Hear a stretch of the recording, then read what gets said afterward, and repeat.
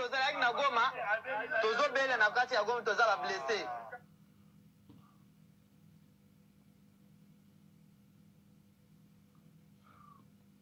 tobimi kuna bitumbewe kokote biso na Goma toye koto tosali 4 mois kuna ata ni paiement tozwi mbongo te ni kolia tozolia te lelo tosali déjà 4 mois tobimi kuna na effort ya tolala libanda tobimi kuna na renfort ya baboti na biso tokomi awa ni avole pe tosenga bona tobima exacte mbongo pe exacte te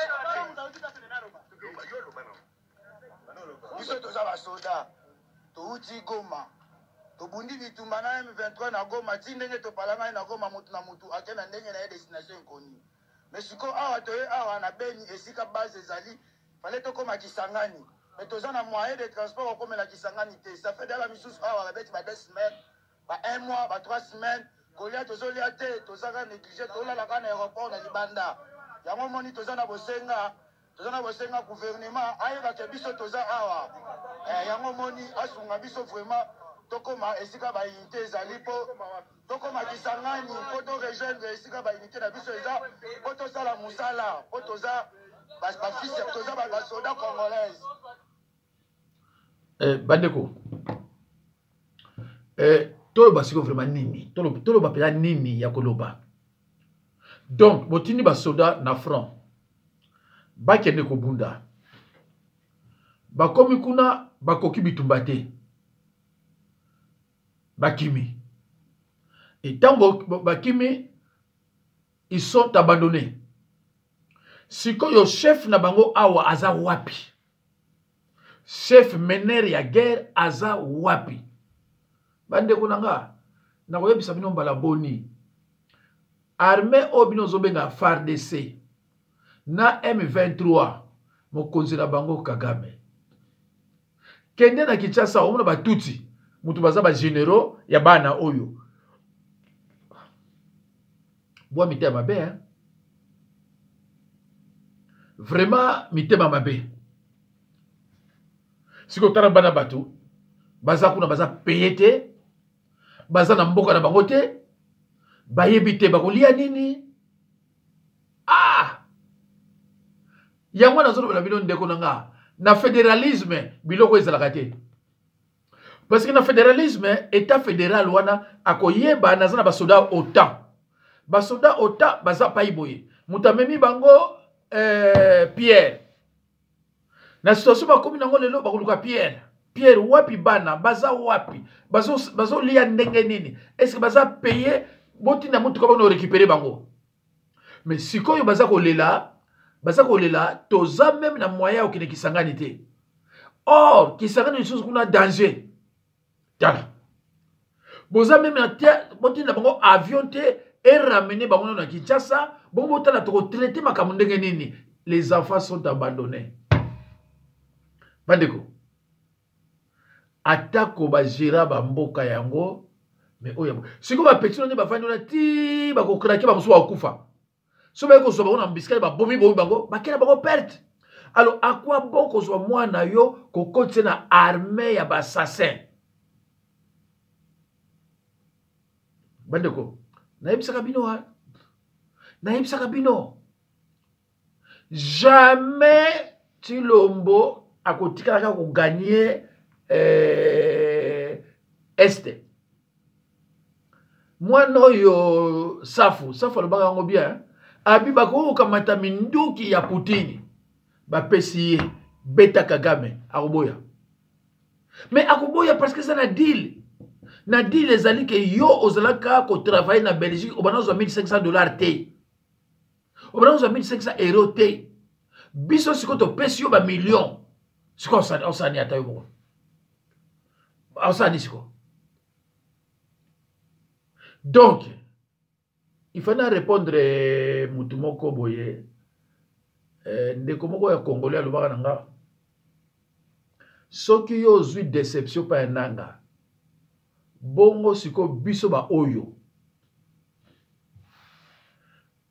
ndeko nanga yokanga bien oyo ebimaka na monoko yango nde etindaka toyeba position ya mutu oyo ebimaka na monoko yango nde eko sauve yo yango pe mutu eko boma yo na Bible bakumisa jamais criminel bakumisa ye ezalaka te alors ntango yo ozokumisa criminel ke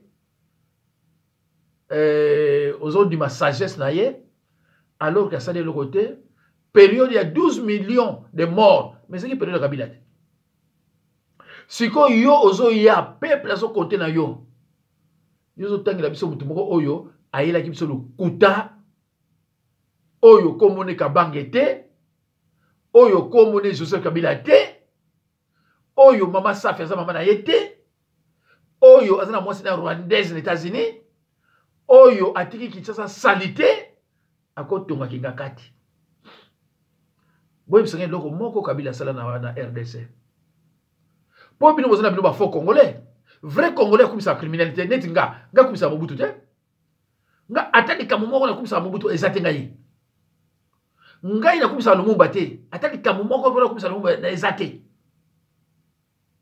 pona nga tango bomi batu ko surtout tango zo boma batu na ko ah non nga tangisa makila te bandeko eza mawa zwa idée que parmi bana wana mwana no za wana ola pokite si tu te demandes qu'est-ce que je peux faire pour nous retrouver na bimise place wana o bimise ndengeni yeb sans o bimise neni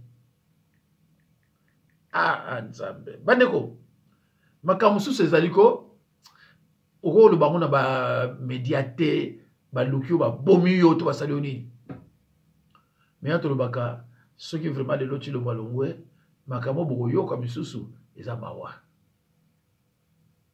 ndeko ceux qui ndeko naza no maladi no Kinshasa traitement za cher moko ya kusakana te biso la poto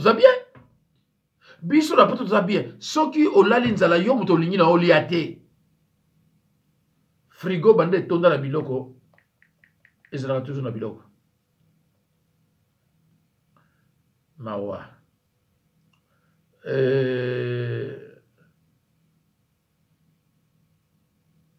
botala oyo hein botala ngo bien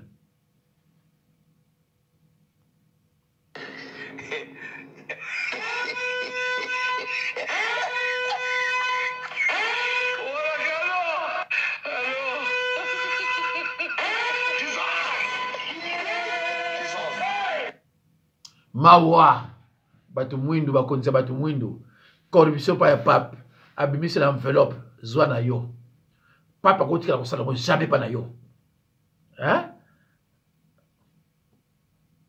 bominini biso moko nga na uta kunati nga le chef ba taliban nyonso chef ba talibani yeyo ça veut dire que mwende ba sa bloko na bina tout ça nga na perdre njoko dikola likelele boko so ba 12 réponses exactes bref bobini constant mutamba ngaiba boko tu bazo ibe boya iba tende boba emanga na Brazzaville zo Kinshasa de 50,000 $.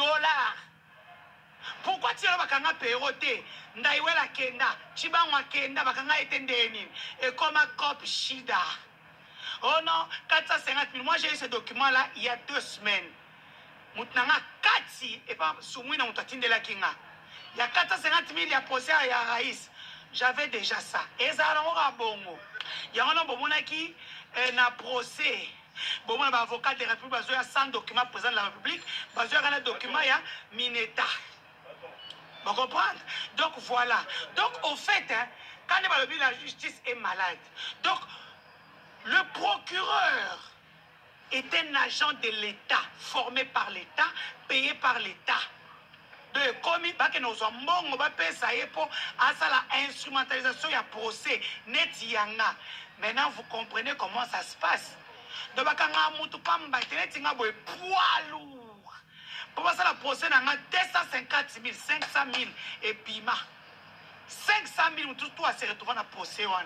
Mais il faut que nous ayons mituka, batou et tout ça. Eh, Ngomona tena bi on a ça ministre tonini kaka Denis du Socho aneloté. Donc vous comprendre que la plupart des procès des politiciens sont instrumentalisés. Baseng la kangombongo. Et puis l'État bimisi. Il y a Kabila beti po ba kabiliste basé belé. Ba belé moko. Na moi kane banoko koni. Oh ça clair. Oh ceci non. Mutamba yepe foi ba ebi ke ozonga te. Il faut abeta pe aye, abeta mo show. Entre-temps, pour avoir compris comment Lisette Kabanga était États-Unis et pour Lisette Kabanga. Donc, président de la République, il y a beaucoup de Congolais qui sont intelligents, qui parlent anglais. Baza est belé. On va négocier pour la RDC. Donc, on va faire un intérêt mboka pour la moutumoroté. Tozong et l'amour. Hey, oh! Maman! Nano bofingite aux États-Unis, yo zelanga. Non, c'est apporté kaukate. Yo na o yelo wana. Je te fais un dossier. Tu n'as qui katanga. Nana a des games pambate. Je vais te désactiver. Tout ce que tu fais wana.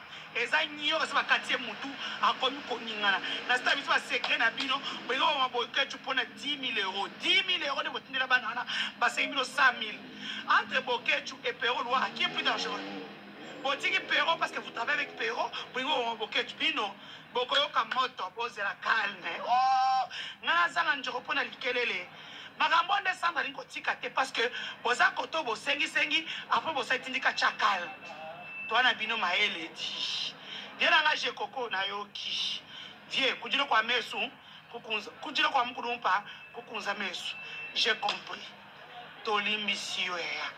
Waka ya na biso ya vie na biso. Oyo ki vie. Na ki mukongo presque après ça vidéo. Bandeko. Batuneti ba je koko na bino ko aba kombo wana. Ba bourrique vrai bourrique et puis voleur. Mais lelo je koko zaki nani. Ce qui vice gouverneur et puis je koko comme nani sikoyo sénateur. Ah! Ndeko. Si on explique bino balubo wa utila bambuzimai aibina elo kongote azu poste. Quel poste? Bango nyonso bazosoma bandako na ba Belgique na ba France na ba Kinshasa kutu kolobate. Donc tant ba bimi ba ebi déjà que totiki mbuzimai de bela bosana. Akovani l'état fédéral à Batoussous. Ndeko. Tous à la calme. Tokoloba peut-être ce qui nous a melingi mukomususu. Yamawa. Donc ceux qui osa mulubate, c'est fini. Ceux qui yo osa mulubate, c'est fini. Mais baluba oyo bino bozo ko yibate ni badi ko bazo yiba. Jour bango bako kende. Toko cha bino nyonso place moko. Oh, on a yibagité. Tali yo profito yiba lero lokoza muluba. Sinon tende kunangai état fédéral tanko ya so bakozo même na ba Congo. Okozonga na Mbujimai. So bakozo même na ba Congo okozonga na Mbujimai. So na Mbujimai ozana ndako te Italio. Bon, alors bokolanda sikoyo un criminel, un violeur parce que les viols est un crime. Soko lingi mwasi folo banaye. Mais okoko britannisé était. Soko lingi mwasi folo banaye. Mais bango ko ba uta ba village. Tant ba yena kili bango ni ba sa propre, ba nyu banga bango ya ba kinde isko na viol. Or biso ba auto koli na bango. Ba petit na biso. Bango ba villageois na mukuna taka mukuna ndika yaki. Ah. Zo boya nda oyo. Abano critiquer bango na bango. Ce qu'il dit ne se cache pas. Ils sont arrogants. Alors qu'on pose la question à tous ces bandits en cravate, comment est-ce qu'ils ont eu ce qu'ils possèdent aujourd'hui? Avant d'entrer, parce qu'on les connaît. Avant d'entrer en fonction, qu'est-ce qu'ils avaient? Et après, qu'est-ce qu'ils ont? Venir nous parler devant les caméras, regardez, bon, il y a ceci, moi, je ne suis pas là, tout ça, et ainsi de suite. Bon, où est-ce que tu as acquis ta fortune? C'est ça, cette arrogance-là. Et je pense que, bon, on est déçu de la gestion de l'UDPS. On ne pensait pas que... Ah bon? Ah, on est déçu. Franchement, moi, personnellement, je suis déçu. Je ne pensais pas que ça pouvait se faire sous l'UDPS. Ils ont vendu des rêves aux Congolais. Et là, le président peut sauver les meubles. Parce que les peuples maintenant n'ont confiance au président. Malgré tous les détournements, les scandales des millions. Le peuple lui donne maintenant juste une dernière confiance. Parce qu'on se dit, est-ce qu'il peut agir? Un fou, hein, un fou. Au moins, si on a violé, on a violé, hein. Semblant, comme d'habitude, en nous disant, nous avons une justice malade. Nous avons ceci. Si le président sait que nous avons une justice malade, pourquoi il n'agit pas? Pourquoi autour de nous? Mais pourquoi on fait confiance? Le président est respectueux de la loi. Il ne peut pas s'immiscer dans les affaires de la justice. Non, non. Mais c'est ça, c'est ça. Si on aime le Congo, pourquoi aujourd'hui nous pourchassons Kabila? Parce que nous disons qu'il a bradé le pays. Alors si le président... vous pensez que c'est le président qui poursuit Kabila? Non. C'est la justice qui fait son travail. Non.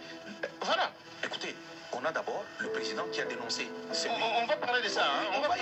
On va y arriver. C'est lui qui dénonce. Aujourd'hui, le président est capable de tenir tête à Kagame.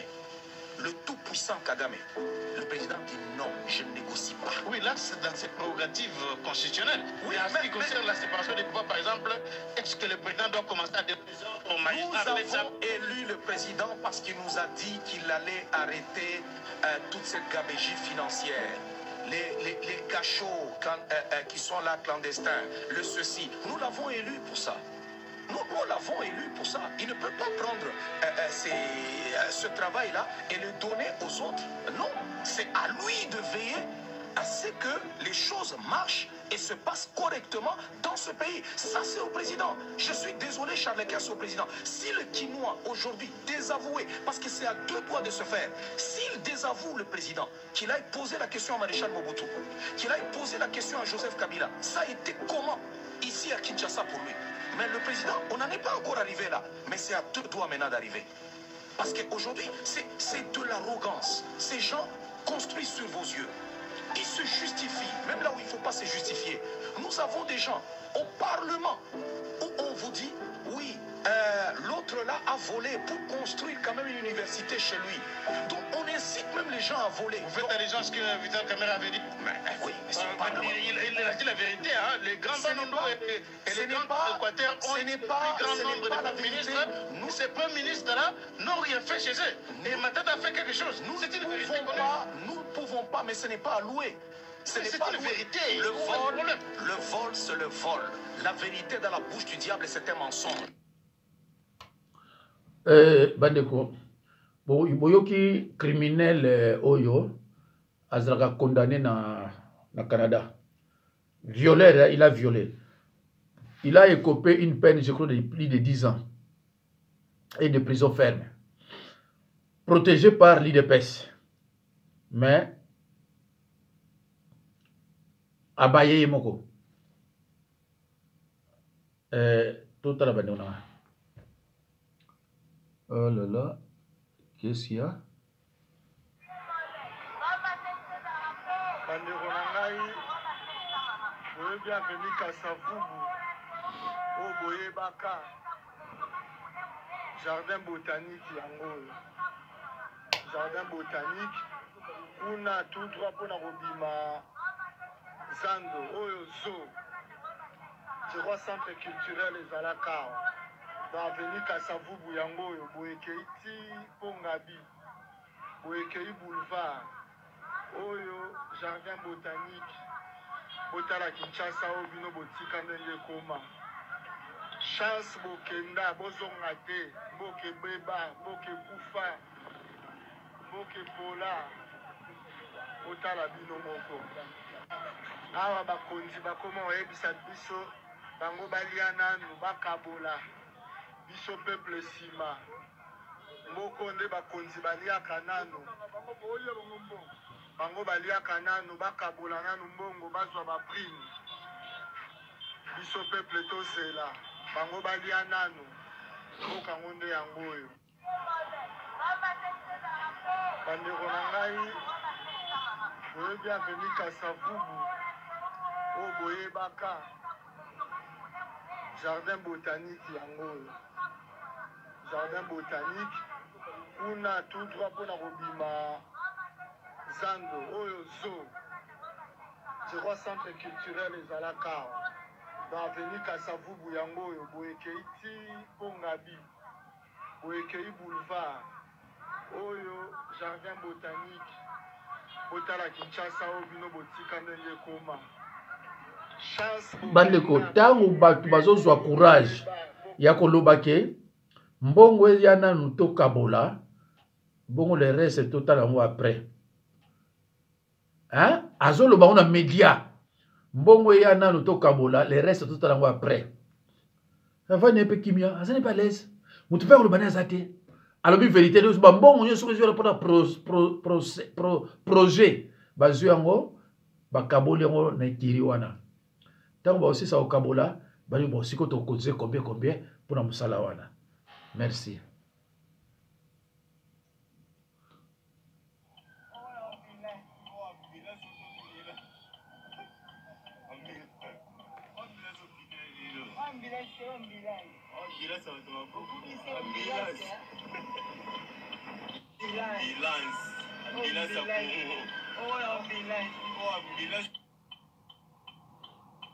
O bazolo kisabino wana ambulance oyo ambulance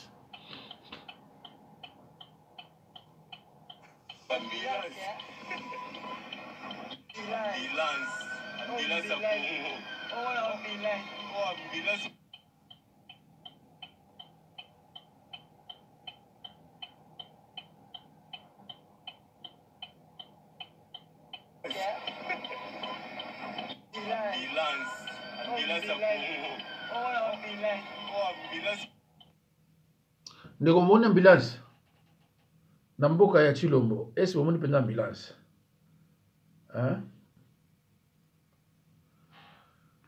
Je me suis réveillée, j'ai vu des messages qui font très mal. Mais j'appelle aussi les autorités à prendre au sérieux, même les autorités du Katanga. Papa Edi Kapens, que ces messages aussi vous arrivent parce que vous êtes un vrai autochtone. Parce que je sais que le Katanga a été infiltré. Non, sang salingala na français pour être déjà kandé mati. Ba message na zui, soit disant que so boko ici ba iminita kanambe ba katangé ba otombora ba katangé bo kanga bien. Ba ka français te, ba ka lingala te non lo ba na français te. Bino bomoni que tellement bomela masanga mingi, tellement ndenge boza wana boza facilement manipulable, corrompu, des tribales comme pas possible. Quelle menace vous voulez faire? Kanambe, quand il a tué les Congolais là, vous voulez qu'on l'applaudisse? On s'en bat le couille. Demain la population ezo kita Sénat. Batouba Zelango. Et puis je vous informe, so bakani Kanambe, le ciel ne va pas s'écrouler, ni tomber sur nous. La terre ne va pas s'écrouler. Il y aura un matin, il y aura un soir. Bozonga Rwanda, sobo ebike boza ba Katangé par procuration, les rwandophones devenus des Katangé, bozonga panabino rentrez chez vous. Même les enfants d'Israël ont quitté l'Égypte, malgré pendant 40 ans ils étaient là. C'est pas parce que vous êtes venus en RDC, si vous ne respectez pas nos lois, rentrez chez vous. Vous voulez nous imposer ce que vous voulez. C'est votre pays. C'est les pays de vos aïeux.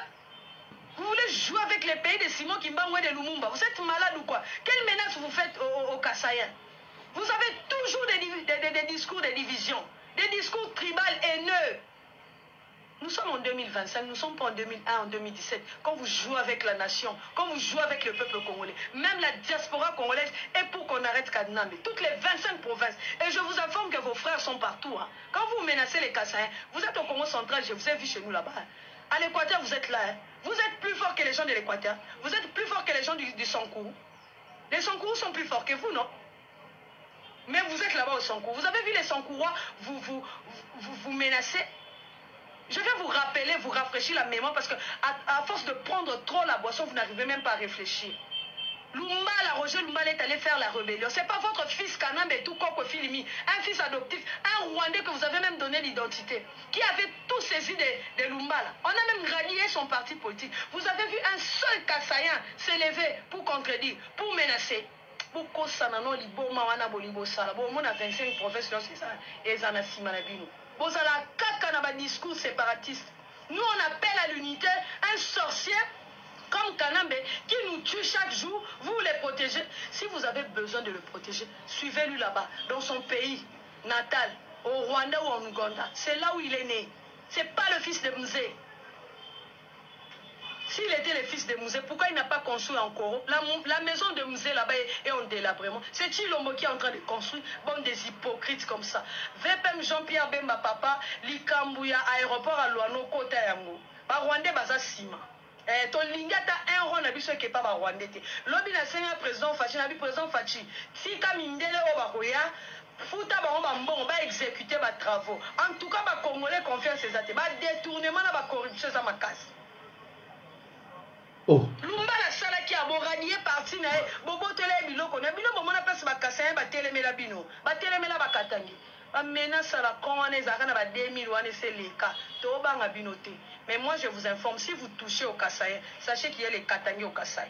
Il y a les Katangais à l'Équateur. Et sachez aussi que cette histoire, c'est toutes les 25 provinces qui est derrière, qui veulent voir Kanambe sous les barreaux. N'importe quoi. Ba menace à la con, ils ont attiré, pesa binombo kobosani. A part que là, ils sont Rwandais, ba Mbororo, ba Katakatanga, ba Enyele, ba Kuluna, les M23, ba Interamwe, Kabinot. C'est Chilombo qui a amené ça, bon des hypocrites tribales comme ça. Tozo zela lobby Sénat, peuple congolais on a mobilisé. So bon moni ke bolingi kana me mingi bozo avion, bon la déplace à Vanda, ozonga li suna mon côté. C'est pas le pays de son père.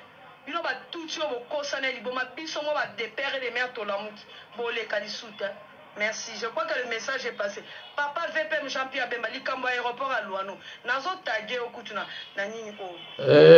Mes chers amis, selon cette demoiselle kassaïenne, elle traite les Katangais comme étant des alcooliques.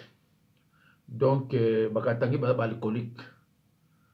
Alors, le fait de beaucoup boire l'alcool, c'est bien. Alors, so dans l'andi, il y a Monique.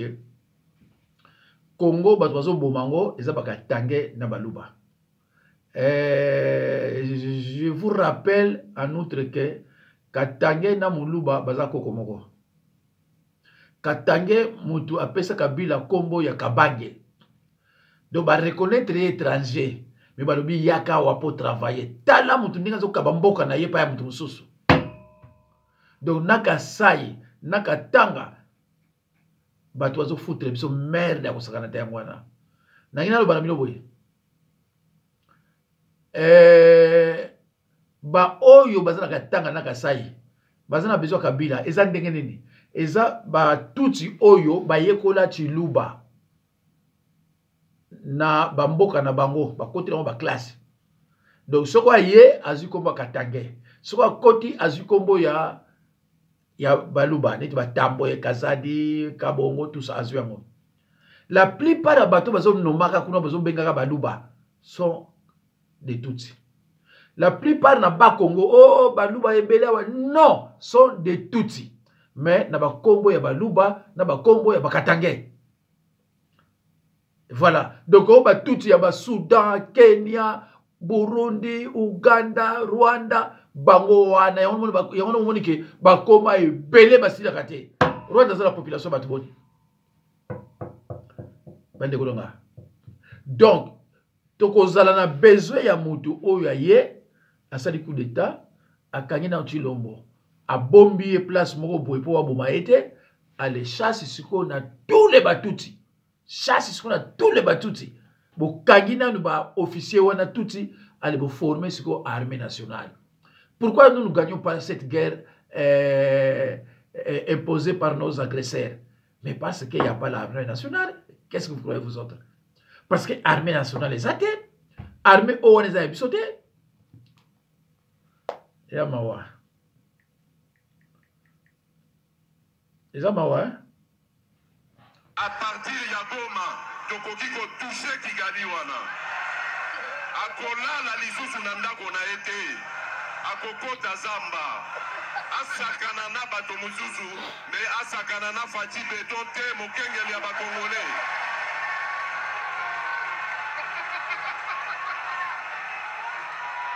na lobi na Kagame boye asakana na bato mususu oyo amonelaka wana kasi na Fati.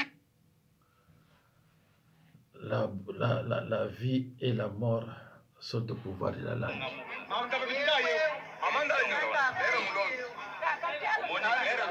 On a Moujibaï. 500 francs, 2 personnes. Il y a des sujets de tout ça, 500 francs, 2 personnes. C'est comme maman. Vous avez belé. Na qui nous notre c'est la même. Ça va bien vous dire 500 francs, 2 personnes. 500 francs, 2 personnes. 500 francs, 2 personnes. Au moins, au filmer na bon. 500 personnes. Et bah député au Bogota qui vous l'avez passé qui vous.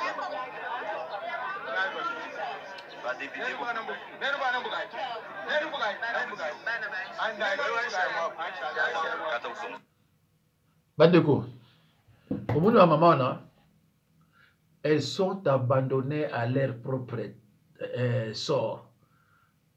Donc, mibali o nyuso bazo mbongo wana, bakipaka ba mama wana te. Et ba mama wana mibali ba nyape ba kosuste. Parce que pour na mulu baso moi ça leki 45 ans pour na ye, c'est fini. Au monde bazo souffrir. 1000 francs congolais, 2 personnes. 1000 francs congolais, ils ont suivi centimes na euro. 1000 francs congolais, ils ont suivi centimes. Yangwana ba Congo ba ke kuna pour na okabila bango ba kama bongo. Regardez-moi ça. Awa bazo yiba. Mais bazo na souci ba mama wana te. Alors ceux qui bato bazo na souci ba mama wana te ba koko wana. Bazo na souci na binote. Ba mama na bazo na 50 tande ba komi bagé 50 tande ba komi bagé mais biso na Congo central même na gouvernement toza na bango toza mingi te toza presque rien mais jamais okuta basi ba Congo na situation boy jamais okuta basi ba Congo ba konda boy jamais parce que pondo yali manioko yali ngube yali biloko tu ezali mais kuna sikoyo po bali ya pondo fo utra manianga kuna et traverser l'ouose, traverser Bambanza ngoyo bayala, l'ouose aller. Et yeki ne l'équipe ndunduti équipe na bon. Pour aller à Pondo. Ya ono mona sokolobi état fédéral, on mona baluba bazo lela. Balubi biso na Congo to na Congo central to ya Pondo awa. Siko soki état fédéral to ya Pondo ba. Balingi Pondo, mais babi ko lo na Pondo te. Sont des paresseux, province improductive et ça Kasai. Balingi Pondo, mais ba yim ko ne balo na Pondo te. Kende okuta bango tina mwanda, tina boma, bazoli ya Pondo. Ba fandi. Boko liango un jour na Kasai. Ngaso na Kasai bolo nga zonga na ba ko na osepela. Mais un mulu baso bine tika Congo central asiriki. Abano lela, ce qui est grave abano lela. Pour balo bine ka tika Congo central. C'est grave. Kena Kasai mukongo za kuna te? Na Kasai mukongo za kuna te. Lipa izate. Ba ondia su fufona masango tala na mutu. Nazane kutu abatini lenga tata moko boya mulumba na Afrique du Sud azolia mendeka azolia mais azo sepela. Yeyo minute sili. Botala ye.